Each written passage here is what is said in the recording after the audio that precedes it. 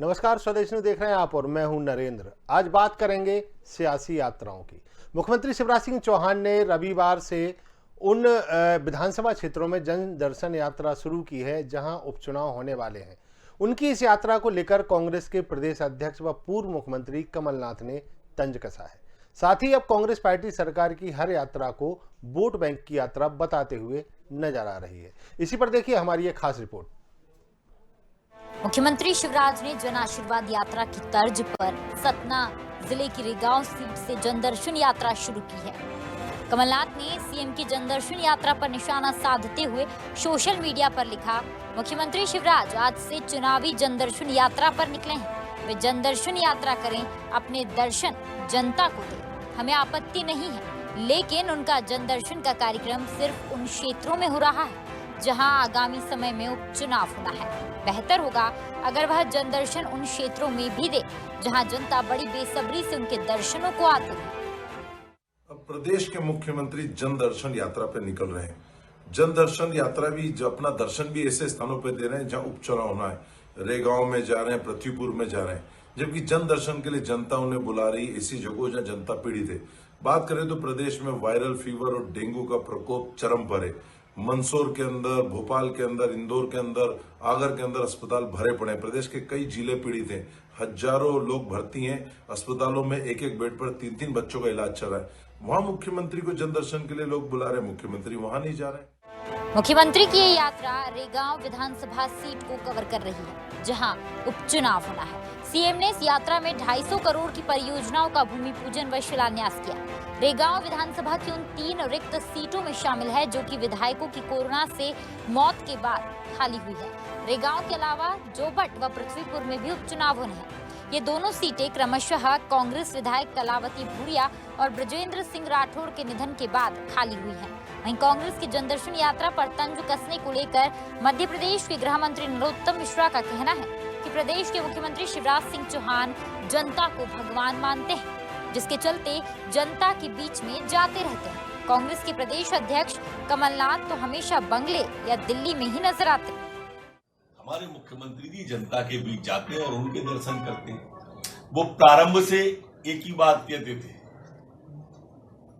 कि ये मध्य प्रदेश मेरा मंदिर हो, इसमें रहने वाली जनता मेरी भगवान हो, इसका पुजारी शिवराज सिंह चौहान। ये आज नहीं कहा उन्होंने, पहले दिन से वो जब से मुख्यमंत्री बने इस बात को कहते थे और आज भी वो जनता को भगवान मानते हैं तो दर्शन करने जाते हैं। ये सोचें, दिल्ली का बंगला, भोपाल का बंगला, भोपाल का बंगला, दिल्ली का बंगला, दिल्ली में बैठक, भोपाल में बैठक, भोपाल में बैठक।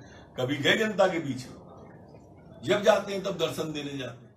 दोनों ही पार्टी मध्य प्रदेश में होने वाले उपचुनाव को लेकर जमीन तलाशने में लगी हुई है। तो वहीं अब प्रदेश सरकार की जन दर्शन यात्रा को कांग्रेस केवल वोट बैंक की यात्रा बता रही है। अब देखना ही होगा कि क्या जन दर्शन यात्रा से आने वाले चुनाव में बीजेपी सरकार को कितना फायदा होता है। ब्यूरो रिपोर्ट, स्वदेश न्यूज।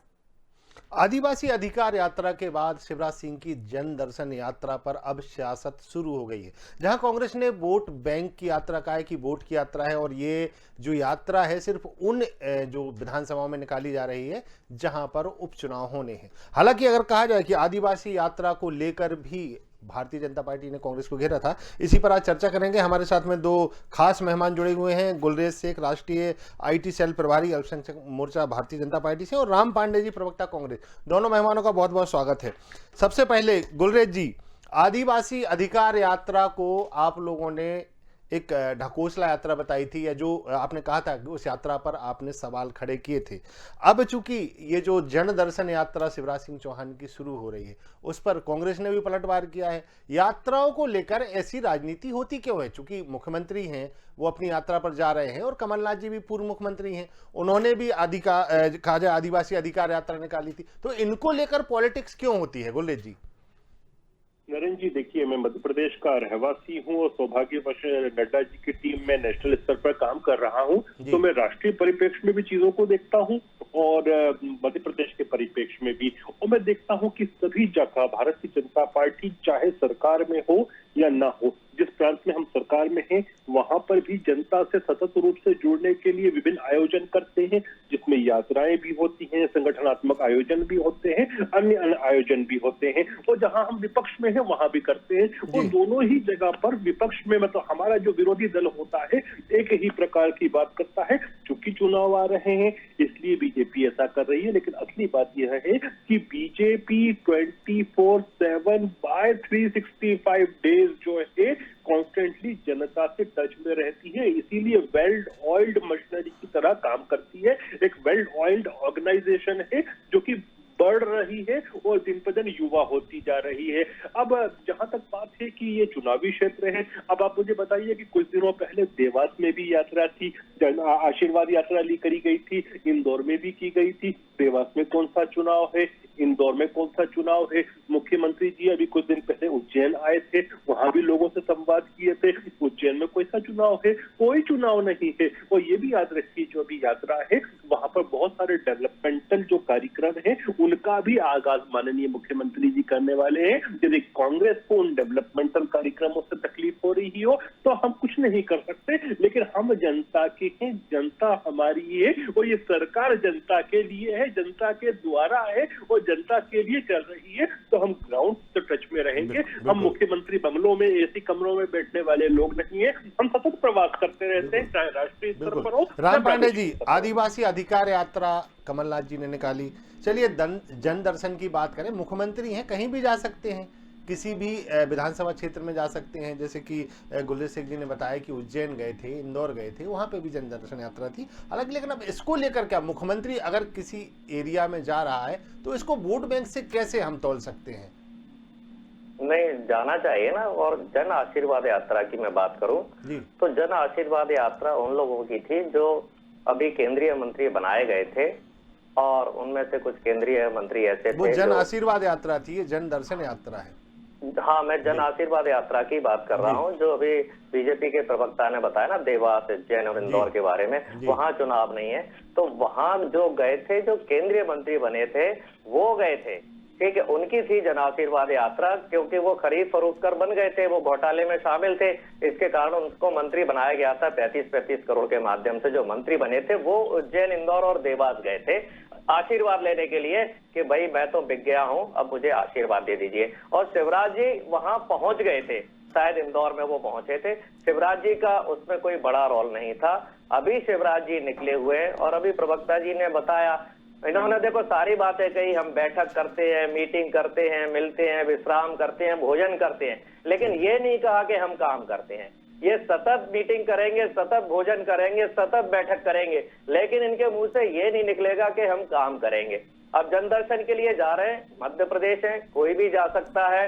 वैसे मुख्यमंत्री का मेन काम होता है काम करना, काम करे फिर जनता के बीच में जाए। ये क्या करते हैं, वहां जन दर्शन नहीं, जन प्रलोभन के लिए जाते हैं, जन लालच के लिए जाते हैं। जब भी जाएंगे प्रलोभन देने जाएंगे, लालच देने जाएंगे, झूठी घोषणाएं करेंगे, झूठी जुमलेबाजी करेंगे। आपने देखा होगा 28 विधानसभा जो उपचुनाव थे वहां हजारों करोड़ों की ये घोषणाएं करके आए हैं। ग्वालियर पूर्व विधानसभा में मैं रहता हूं, वहां भी विधानसभा उपचुनाव से, वहां भी ग्वालियर पूर्व विधानसभा में इन्होंने 1000 करोड़ की घोषणाएं की थी, 1000 रुपए का काम नहीं हुआ है।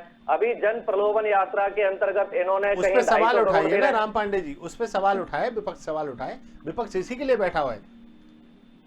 जी जी, मैं यही बोल रहा हूं कि भाई जो आप घोषणाएं करते हैं उसको परिणाम दीजिए। जनता को परिणाम से मतलब है, आप परिणाम दीजिए। आपने कहा था 30 रुपए का पेट्रोल देंगे तो 30 रुपए का पेट्रोल दीजिए। आपने कहा था बुलेट ट्रेन शुरू करेंगे तो कीजिए। आपने कहा था किसानों को खेती को लाभ का धंधा बनाएंगे तो बनाइए। आपने कहा था किसानों की आय डबल करेंगे तो डबल कीजिए। आपने कहा था महंगाई कम करेंगे तो कम कीजिए।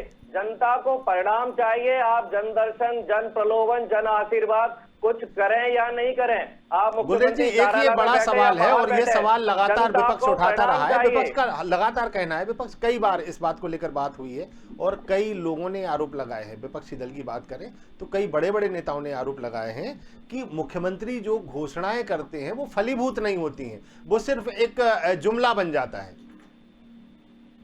नहीं, देखिए ये जो बातें हैं ना, ये डेमोक्रेसी का मजाक उड़ाने वाले लोग करते हैं। मैं ये बात क्यों कह रहा हूँ, बड़े दावे के साथ कह रहा हूँ ये बात, जी। क्योंकि यदि भारतीय जनता पार्टी को 3-3, 4-4 टर्म कंटिन्यू मिल रही है स्टेट में, कई स्टेटों में जैसे गुजरात में 27 साल से हमारी सरकार चल रही है, केंद्र में दूसरी टर्म मिली है, मध्य प्रदेश में आप देखें तो चौथी टर्म चल रही है, तो ऐसे नहीं होता।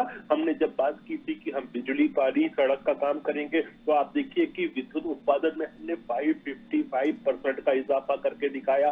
राज्य बीमारी जो सहायता निधि होती है उसमें 7,924% का इजाफा करके दिखाया।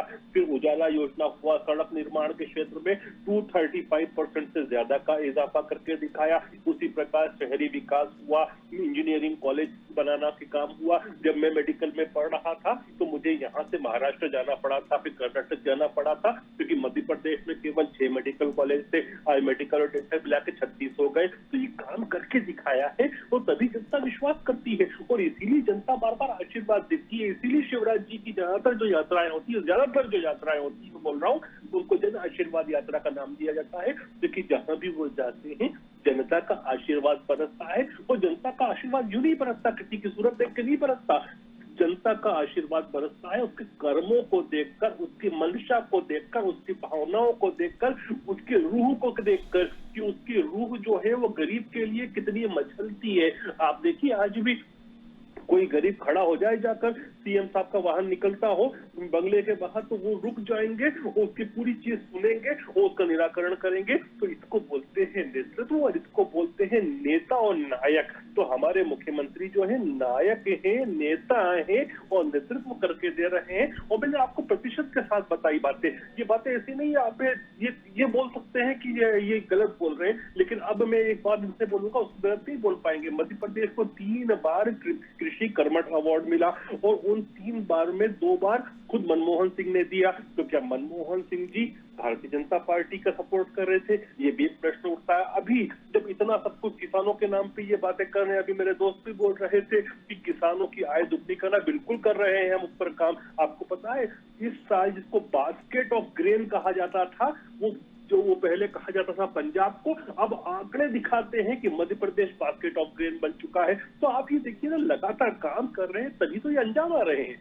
सही बात है, बिल्कुल सही बात है। राम पांडे जी, तकलीफ एक चीज समझ में नहीं आती राम पांडे जी, आदिवासी अधिकार यात्रा निकाल रहे हैं, उसको भी कहा गया कि भाई वोट बैंक की राजनीति है। जो आदिवासी है, आदिवासी का वोट हालांकि कांग्रेस का परंपरागत वोट माना जाता है, लेकिन चूंकि जैस के आने से आपको डर लगा कि भाई हमारा वोट ना छिटक जाए, तो एक कॉन्सेंट्रेट आपने वहां शुरू कर दिया। वहां के बाद में अगर बात की जाए, जन दर्शन यात्रा मुख्यमंत्री निकल सकता है अपने क्षेत्र में, मुख्यमंत्री का अधिकार होता है। अब इस पर अगर राजनीति की जाएगी कि भाई मुख्यमंत्री जन दर्शन को क्यों गए, मुख्यमंत्री ने घोषणा क्यों की, तो ये तो मुख्यमंत्री के अधिकार होते हैं। और मुख्यमंत्री अगर घोषणाएं करते हैं तो उनको सड़क पर उतरिए ना, आप वहां पर सड़क पर उतर के बताइए लोगों को। वो चीज क्यों नहीं कर पाती कांग्रेस? अच्छा, बैठ के मीडिया में बाइट देना या इस तरीके के बयान देने से औचित्य क्या निकलता है? पांडे जी देखिए, मुख्यमंत्री और प्रधानमंत्री 2 पोस्ट ऐसी होती हैं कि जिनका पहला धर्म होता है कि जनता से किए गए वादों को पूरा करना, काम करना, उसके बाद घूमने जाना, उसके बाद आशीर्वाद देना, उसके बाद आशीर्वाद लेना। और जैसा कि इन्होंने कहा कि हम जीत रहे हैं, 1952 से लेकर 1996 तक ये लगातार हारे तक, 1952 से 1984 तक इनकी केवल 2 सीट थी। तब क्या सबके सब नकारा और निकम्मे थे? अटल जी और आडवाणी जिन्होंने भारतीय जनता पार्टी बनाई थी 1980 में, 1984 में इनकी जो 2 सीटें थी, 2 सीटों पर रह गए थे। तो इसका मतलब आप आडवाणी और अटल जी को ये मान के चलते हैं कि वो लोग किसी काम के नहीं थे? जिन्होंने जो बेस बनाया, उस बेस के आधार पर आज भारतीय जनता पार्टी सत्ता में है।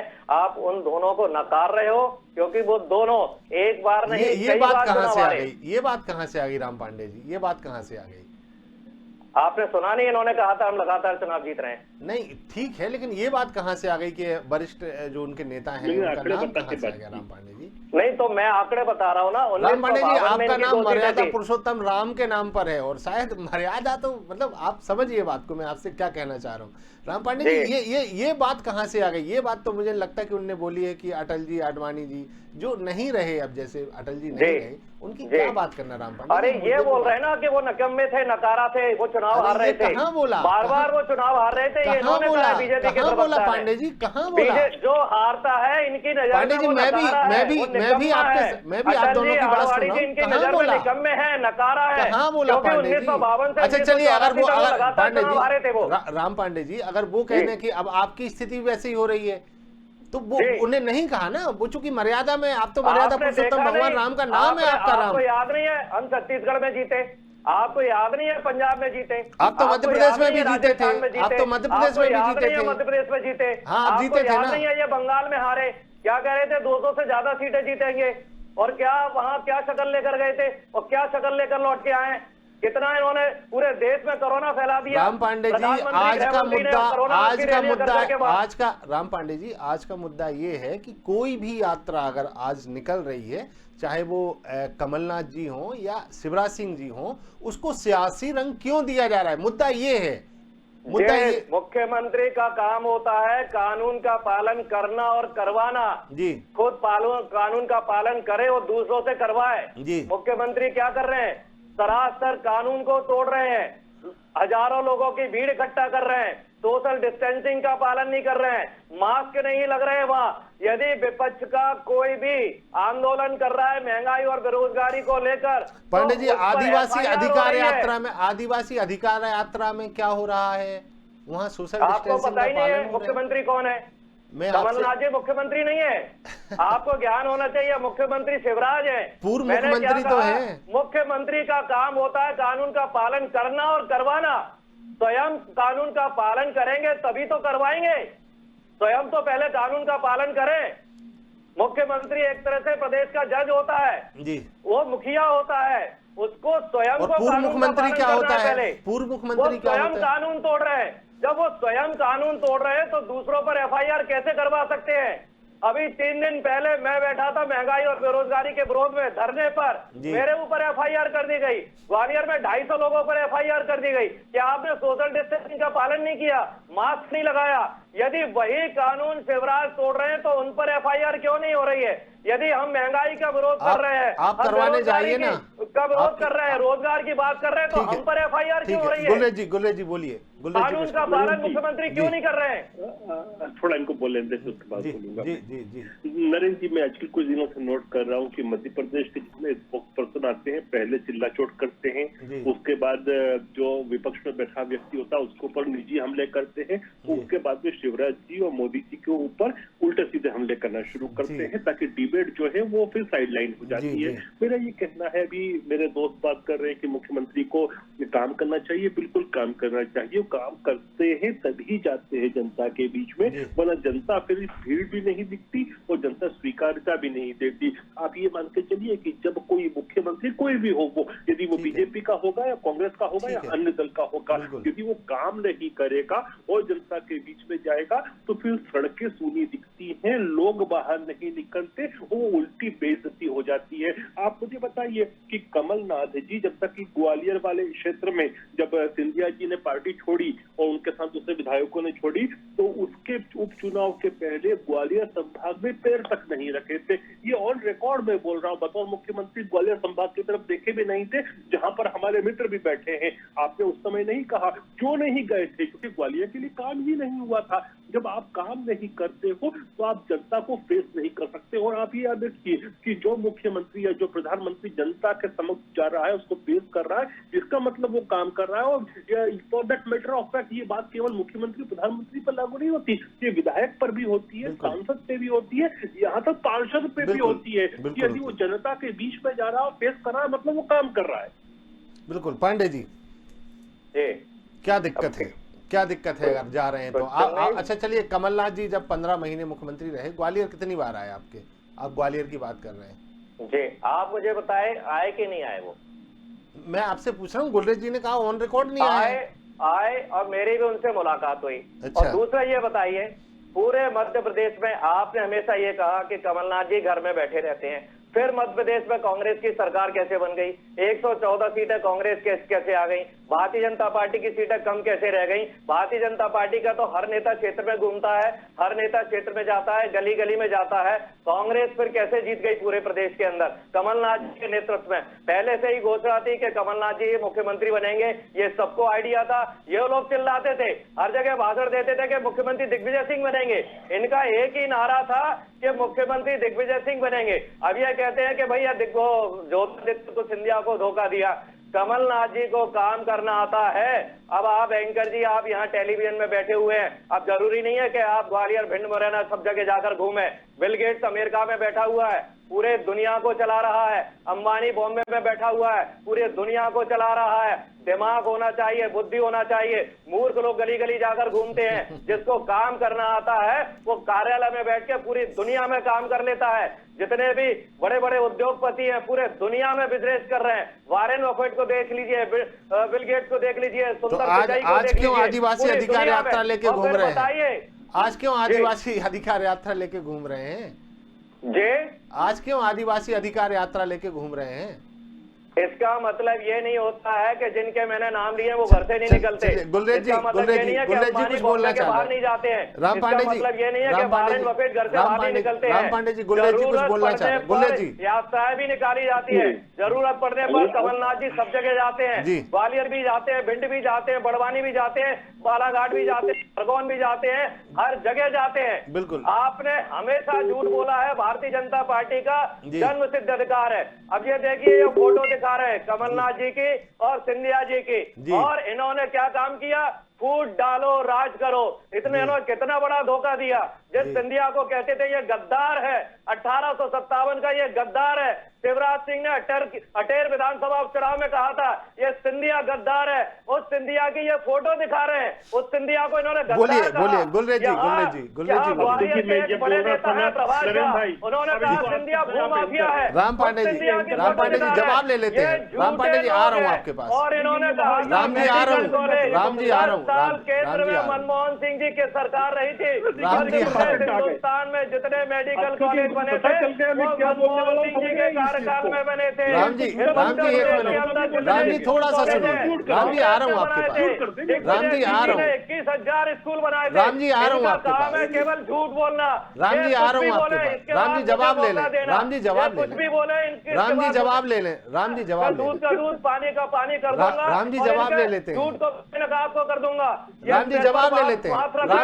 राम जी प्लीज, दीवार से फोड़ राम जी, जवाब ले लेते हैं। राम जी, जवाब ले लेते हैं। लाखों लोगों को बेरोजगार कर दिया।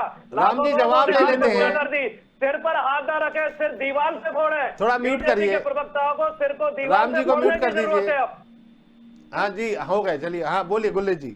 देखिए, मैंने आपको कहा था ना थोड़ी देर पहले कि जब ये लोगों के पास बोलने की बात नहीं होती है तो ये पहले चिल्ला चोट करते हैं, फिर निजी हमले करते हैं, बाद में प्रधानमंत्री के ऊपर आते हैं। अभी इन्होंने कहा था कि पहले से ही डिसाइडेड था कि कमलनाथ जी ही मुख्यमंत्री बनेंगे। अभी कहा ना आपके सामने इन्होंने, और उन्हीं के नेतृत्व में सीटें जीती। तो फिर ये 13 दिसंबर 2018 का ट्वीट है राहुल गांधी का, जब कमलनाथ जी को इन्होंने डिक्लेयर किया था कि वो मुख्यमंत्री बनेंगे। वो उस पर वो लिखते हैं the two most powerful warriors of patience and time, की पेशेंस और टाइम की इन्होंने टाइम दिया है। और इनको सिंधिया जी को अभी सब्र करना चाहिए। और आप देख सकते हैं इस फोटो को, तो इनकी बात तो यही प्रूफ झूठ हो गई कि कांग्रेस कितना झूठ बोलती है हर चीज के ऊपर। ये वैसी ही बात है जैसे इन्होंने कहा था कि बेरोजगारों को 3,000 रुपए का भत्ता मिला करेगा, फिर उनको गाइड हो चलाने की ट्रेनिंग दी गई थी। इन्होंने हर जगह हर किसी को झूठ बोला। इन्होंने कहा था कि गौशालाएं बनेंगी, वो भी नहीं बनी।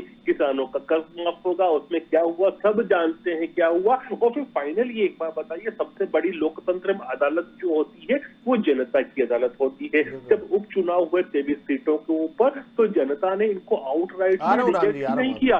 जो लोग, मैं उदाहरण दे रहा हूं, मेरे घर के पास की सीट है, जहां पर तुलसी सिलावटी शायद 3-3,500 वोट से पंजे के सिंबल पे जीते थे, वो 55,000 से कमल के सिंबल पर जीते। वैसे ही ग्वालियर क्षेत्र में भी देख लीजिए, जहां 2,500, 5,500 की लीड थी, वो 50,000, 60,000, 70,000 हो गई। वही चीज सांची के आसपास हुई। तो फाइनली जो है ना, वो जनता ही जज का काम करती है लोकतंत्र में। वो उन्होंने दिखा दिया कि 15 महीने की कमलनाथ की सरकार झूठ से भरी हुई थी, तो जब चुनाव हुआ तो उन्होंने दिखाया कि किसके साथ थी जनता। बिल्कुल। राम जी जी बोलिए, अब आप बोलना चाह रहे थे। ग्वालियर के बारे में ये बोलते बोलते रह गए थे। इमरती देवी 57,000 वोटों से जीती थी, ठीक है, मंत्री थी, पूरी भारतीय जनता पार्टी प्रदेश की और देश की लग गई थी। शिवराज सिंह जी ने, सिंधिया जी ने वहीं डेरा डाल लिया था, वो हार गई मंत्री पद पर रहते हुए। गिरिराज दंडोतिया मंत्री पद पर रहते हुए हारे। मुरैना के कंसाना, ऐदल सिंह कंसाना मंत्री पद पर रहते हुए हारे। तो आपने 9 सीटें हारी थी, और चुनाव हारने जीतने के कई कारण होते हैं, आपको समझ में आना चाहिए। अटल जी भी चुनाव हारे हैं, और इस चुनाव में भारतीय जनता पार्टी को जीत के लिए कम सीटों की जरूरत थी, और कांग्रेस को 28 की 28 सीटें जीतना थी।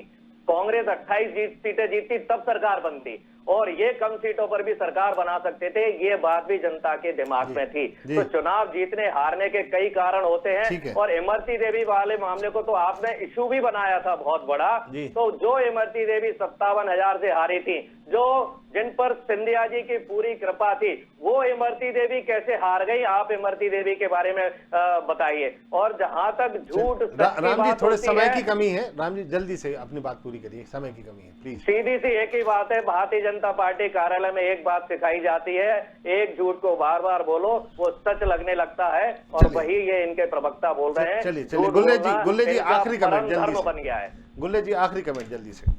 देखिए नयन जी, ये लोकतंत्र है, लोकतंत्र में विपक्ष हमको अच्छा नहीं बोलेगा, बुरा ही बोलेगा, ये हम मान के चलते हैं। लेकिन अंततोगत्वा जो निर्णय होता है वो जनता की अदालत में होता है। जनता से आशीर्वाद लेने मुख्यमंत्री जी गए हैं। मुझे अपेक्षा है कि मध्य प्रदेश की जनता हमको दोनों हाथ ऊपर करके आशीर्वाद देगी। जी बिल्कुल, दोनों मेहमानों का बहुत बहुत शुक्रिया। लेकिन एक अगर बात कही जाए, बड़ी बात है सियासी यात्रा की, हम जो बात कर रहे हैं आदिवासी अधिकार यात्रा को, जहां भारतीय जनता पार्टी धोखा यात्रा बता रही है, वहीं पर जन दर्शन यात्रा को लेकर भी अब राजनीति शुरू हो गई है। लेकिन एक सबसे बड़ी बात है कि ऐसी जो यात्राएं होती हैं, जो जनता के हितों से जुड़ी होती हैं, अगर उनको सियासी रंग दिया जाए तो जनता के मन में राजनेताओं के लिए या पार्टियों के लिए क्या संदेश आएगा। फिलहाल सियासी यात्रा में इतना ही। बने रहिए हमारे साथ, देखते रहिए स्वदेश न्यूज।